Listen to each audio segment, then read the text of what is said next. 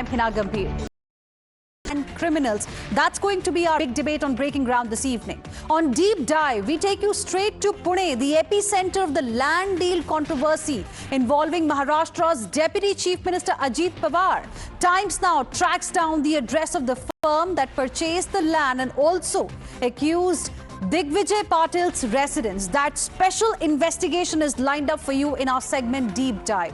And viewers, on Janta's Take, we put the spotlight on the pollution menace that's hurting the people of the national capital. It hurts them every year, but this year they are saying enough is enough. They've hit the streets.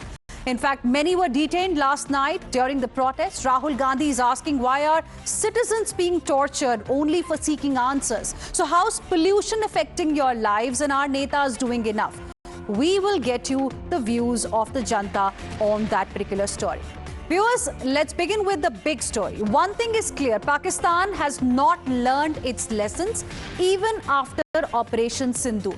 Remember, India decimated the terror hubs in Pakistan, and those terror groups have now sinister plans for India. Yes, groups have now sinister plans for India. Yes, agencies across the country today are on high alert. Pakistan is using doctors now. Yes, doctors in India are being used to carry out attacks in different parts of the country. There have been two separate cases. There has been a mega crackdown, the most alarming being the recovery of over 2,900 kilograms of IED-making material, including explosives. Arms and ammunition has been recovered. And this recovery, viewers, was made just 40 kilometers away from the national capital. These people have got a link with Jammu and Kashmir. One of them was arrested in Faridabad. And it was, in fact, a joint operation between J&K police and Faridabad police. So let's tell you how it all started. It all started when suddenly posters of Jaish-e-Mohammed terror outfit appeared in parts of Srinagar on 27th of October. Following this, cops started investigating the matter. During the investigation, the CCTV footage showed a Dr. Adil, a doctor there, putting up these posters. Then on 6th of November, Dr. Adil was arrested. And then when the investigation happened, the more sensational details emerged. The accused, Adil Ahmed, resident of South Kashmir's Qaziganj, was arrested from a hospital in Saharanpur on Ambala Road.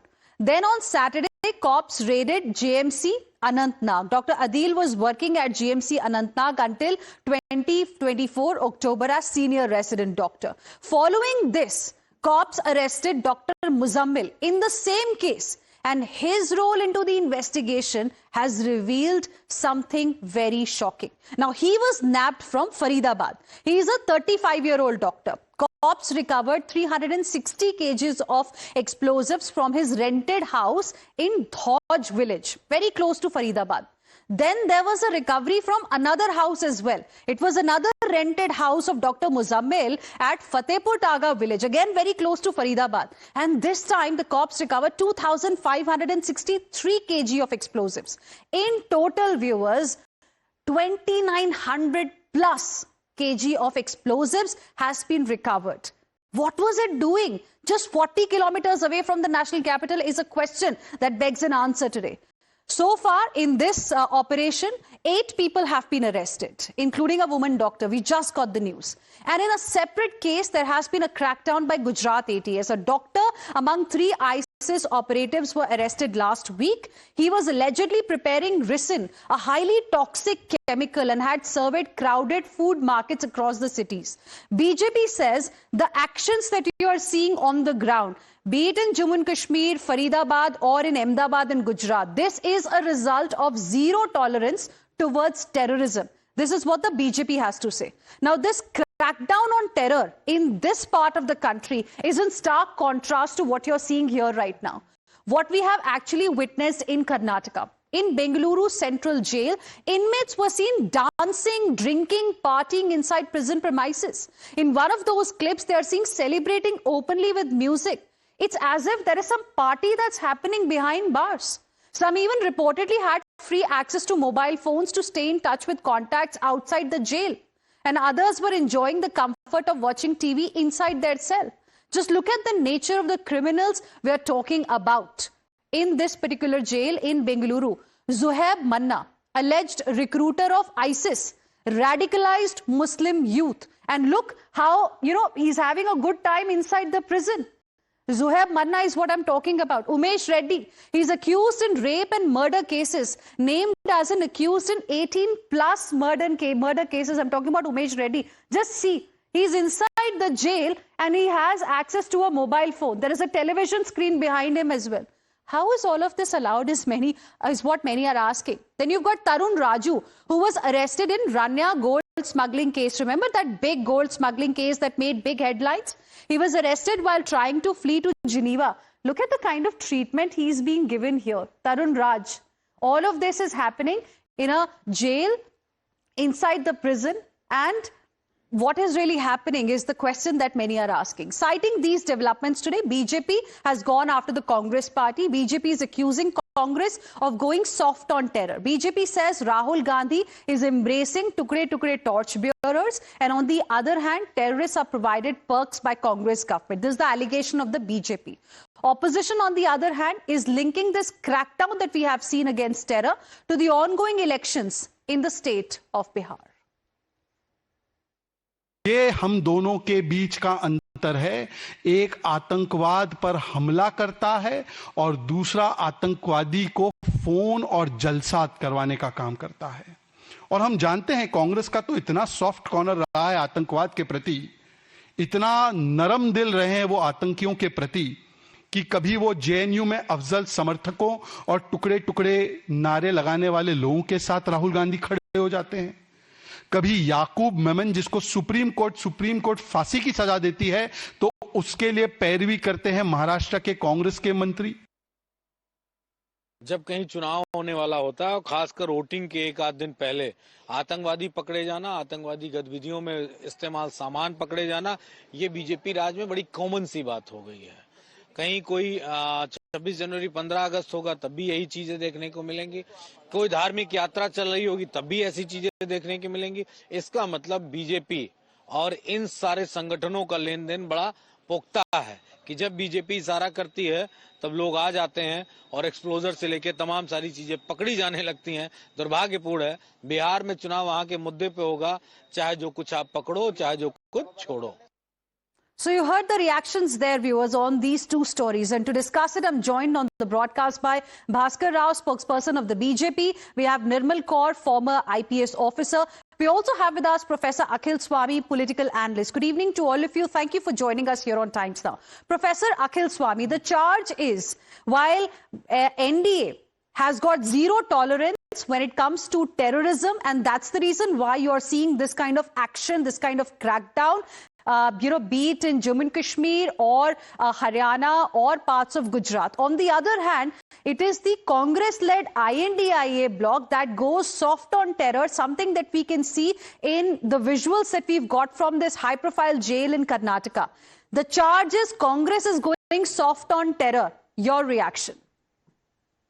See, Hina, first of all, you should appreciate that Faridabad is in Haryana, which is under BJP's rule for last 10 years.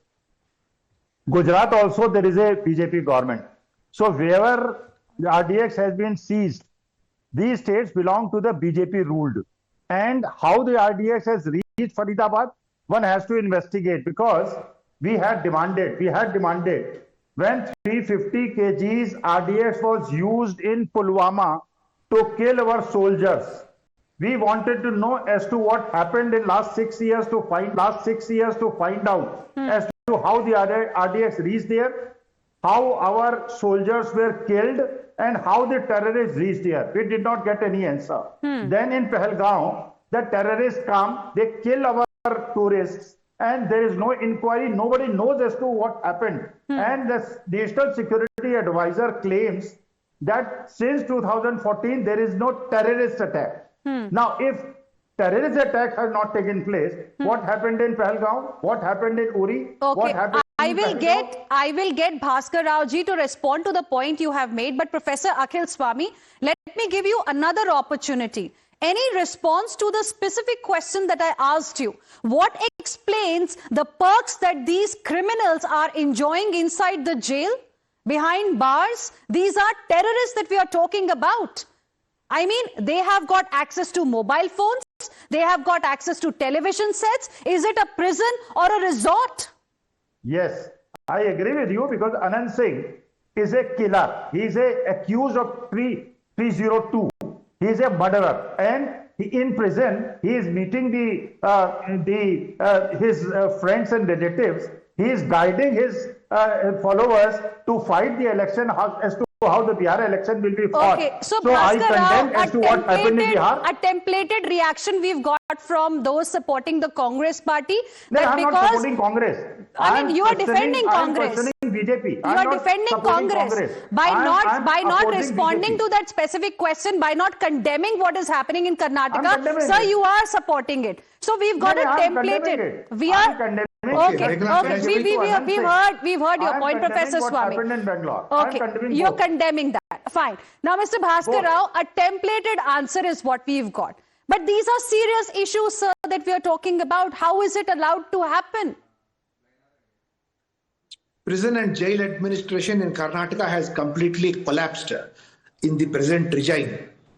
And to top it, they have posted one demoralized IPS officer who was formerly police commissioner of Bangalore as the head of the prison administration, who is absolutely sulking because he has been denied his promotion and he was suspended for no fault of his. That is one. The Honorable Home Minister, Mr. Parameshwar, has lost complete grip over the jail administration. Jail staff and jail inmates are in cahoots, and the amount of money and which the under trial prisoners as well as the convicted prisoners are giving to the prison officials is unimaginable. It is much more than what a Thanedar is making in a police station over there, because all this is happening within the four walls of the prison. And expensive phones, Instagram facilities, social media, expensive liquor, cigar, you name it, it is coming inside the jail because there are a number of high-profile prisoners who are ready to throw money. It is being rumored around that people are competing with the Home Minister and paying huge amount of bribes to Siddaramaiah government to get posted as head of the Parapanagarara jail or to man here. Because even small favors come with a price. So they make almost about 1 crore or 2 crore sitting those are grave charges. Why go and harass a Pani Puri worker or a vegetable worker? Those are grave when charges. The prisoners are ready to pay. So that is the reason. Okay. The entire jail administration has collapsed in Karnataka. Professor Swami wants to respond. Mutely watching and not able to do anything. Okay, Professor Swami wants to respond, but before that, I want to quickly go across to Ms. Nirmal Kaur. Ms. Nirmal Kaur, what is really happening? I mean, you know, when we were looking at the modus operandi here in the press release that has come from J&K administration, they have mentioned things like how there are handlers in Pakistan who are reaching out to these doctors and other professionals for recruitment of other people in their, you know, this terror module. They are looking at radicalizing people, indoctrinating people, and then you have a situation wherein these people who have access to these Pakistani handlers, who are aware of the network perhaps that exists in India, that is being targeted by the agencies, they are being given access to mobile phones, television. I mean, isn't it dangerous, ma'am? Of course, it is very dangerous and it's very endemic. Radicalization of the intellectual class, like these doctors, professors, engineers, it is very, I mean, it's become very widespread. It's so endemic, it's so widespread, and there are so many sleeper cells. I mean, like maybe every mohalla, and you know, these congregations where a particular community stays, they have these separate things. And in this case, you see in Faridabad, the houses are somewhere in the rural area. It's not even that they are carrying on their business in the urban Faridabad. Somewhere deep down in the rural area, they hire houses and they are storing explosives there, ammonium nitrate. Fuses have been found, the timers, and you know, AK-47s have been found. All kinds of dangerous things are being found, and this is the so-called intellectual class. He's teaching in a university, and he's a doctor, and he's carrying on all this. So what a good facade he has. He has a mask. He has apparently a good profession. and behind all this, he is carrying out terrorist activities. So it's become so endemic and so, like, they've gone to rural areas also. Now you see, Faridabad is just next to Delhi. Faridabad is not very, that's the national capital. I think a big crisis, a big tragedy has been averted. Maybe they were planning something very big with this kind of explosive being stored there. And in this situation, if the kind of treatment, the special treatment that's being given to inmates in Karnataka, in this jail in Bengaluru, how do you see that? Do you agree when BJP says this shows how Congress party is going soft on terror? They go to, see, these criminals, they go to jail and they think it is a vacation for them. It's a holiday. They get what they want. They order food from 5 stars. They have, they can call anyone they like. They have iPhones there. They have all kinds of information activity there, and they get these people in the jails to massage them. It's like they've gone to a spa or something, not gone to jail really. They're eating what they want. They're doing what they want. On top, they're radicalizing everyone around in the jail, and they're making good criminal contacts for, when they get out of the jail, they'll make use of them. Absolutely.